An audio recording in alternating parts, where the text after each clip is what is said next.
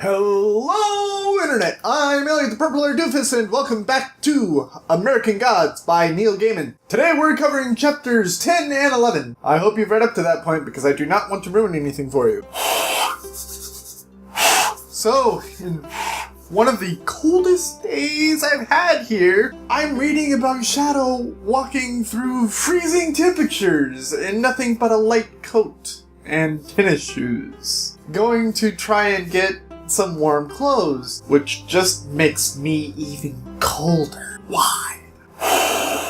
As he's walking through, just getting closer and closer to dying from the elements, a police car drives by and Chad, the local chief of police, actually picks Shadow up, helps him gather some warm clothes. As he's doing this, he's introducing Shadow to a whole range of characters that live at Lakeside. And it's your basic small town with very happy people. So Shadow goes around, gets introduced, goes back, starts becoming acclimated to the town, including Mr. Hinzelman, who stops by from time to time just to talk with him. And then Wednesday visits and drags Shadow off to Vegas. While they're in Vegas, Wednesday meets with a mysterious figure who is unnamed. And every time Shadow asks who Wednesday is meeting, the book just kind of says, oh, he wasn't listening, or he heard the name and then instantly forgot it. But since it's Vegas and the man that Wednesday met was very successful and very dark, I'm guessing it's luck, but I have no idea. And Wednesday makes a deal about this man being on his side during the war between the new and the old gods. Wednesday also says that he's going to need a lot of soma to give this new guy in order to get him onto his side, and Shadow asks, what's soma? And soma is pretty much liquid worshippers, I guess you could call it. It's disguised, look like liquor. It's not actually people.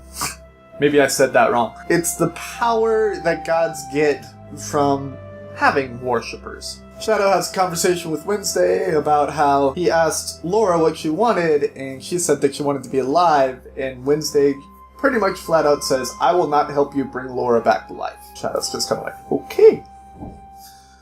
Jerk. Shadow is brought back to Lakeside, and Hinzelman pesters him for raffle tickets, which was Shadow's agreed upon price for Hinzelman giving him a ride from the bus station to his house. The raffle basically goes like this. They take this car, they push it out into the middle of the lake, and you buy certain times during the end of the winter. And if you have the time closest to when the car goes down through the frozen lake, then you won the raffle. So Shadow notices that all the afternoon times are taken near the end of winter, and he picks a time in the morning. And I'm just thinking that Shadow's gonna win. Shadow goes to the local library to pick up some books because he doesn't want to watch TV because all the TV characters are talking to him and trying to goad him into being one of the new gods. As he's at the library picking out books, he runs into a little kid and shows him a magic trick, and it's touching how much he loves showing children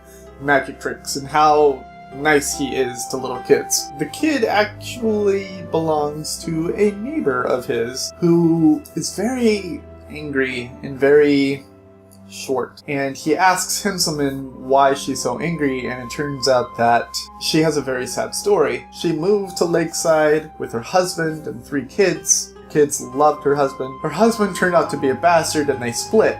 And when they split, her teenage son loved her husband so much that he ran away after the husband. Shadow goes to sleep that night and starts dreaming about thunderbirds and skulls and climbing over these skulls. And he is woken up by a phone call from Wednesday telling him to stop that. You just stop that right now. You just knock it off. You just, no. Apparently, the dream that he was having was sending out this signal that said, hey, gods, I'm here, find me. I'm not exactly sure how Shadow is supposed to stop having a certain dream, but I guess it's something he's got to do now. Wednesday picks up Shadow and they head off to San Francisco to meet up with a god named Easter. And Easter is this very pale woman with blonde hair that's almost white, and she's walking around and she's like, oh, I am so rich. Everyone knows who I am. and I can just live off of this land of knowledge for the rest of my days. And Wednesday shoots her down and shows her that no one is actually worshipping her. They just worship the idea of a holiday that was created in her name. While they're meeting with Easter, they decide to have lunch. Guess where they decide to have lunch? It's a diner! It's like none of these characters know how to cook for themselves. What the heck? And Wednesday performs a grift on the waitress. Roland ruins it, and it pisses Wednesday off. And Wednesday starts telling Roland all of these horrible things that waitress did, and Roland said, you could probably do that for anyone.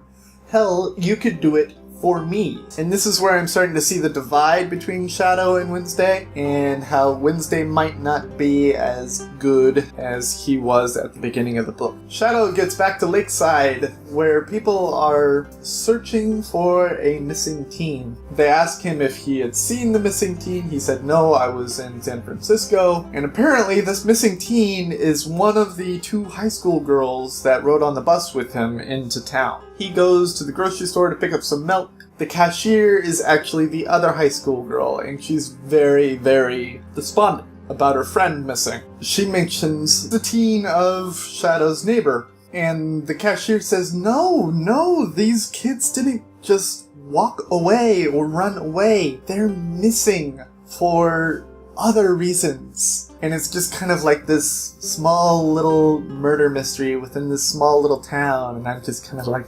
yes, please, Lord. And then we have another story. And the thing about these stories that I forgot to mention last section is they're all written by Ibis. And this one, listen, I understand that these are all different cultures being represented in all of these stories, and it's basically how different cultures and their gods came to America. And this one is about twin slaves who are linked. One of them loses his arm, and the other twin, her arm shrivels up into nothing, almost unusable. But this section was just so drawn out. I was bored to tears with it. It's basically twins, brother and a sister, slaves, getting sold throughout early America. And we learn about them for 15 pages. And I remember actually dry sobbing while I was reading it, because I was just like, please make it end.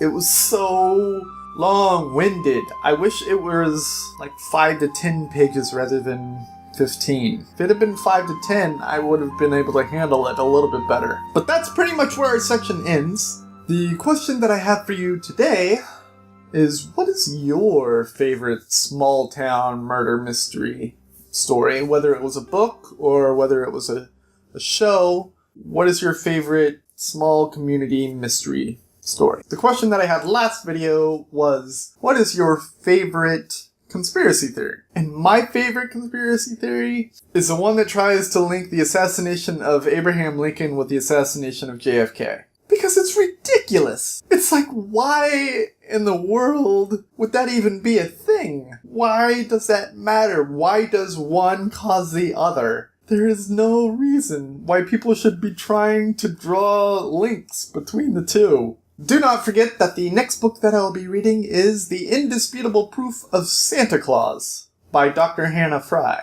I don't have it here with me because it's still lost in the ether of the post office. I would hold it up if I did. Go out and grab it by any legal means necessary. Buy it at a bookstore or Amazon, buy it on a Kindle, borrow it from a friend, borrow it from a library. I don't care what you do as long as it's legal and you read it before I ruin it for you. I've been Elliot the Purple-Haired Doofus, reminding you to watch your Picameridius, and I will see you all in the next chapters of American Gods by Neil Gaiman. Toodles!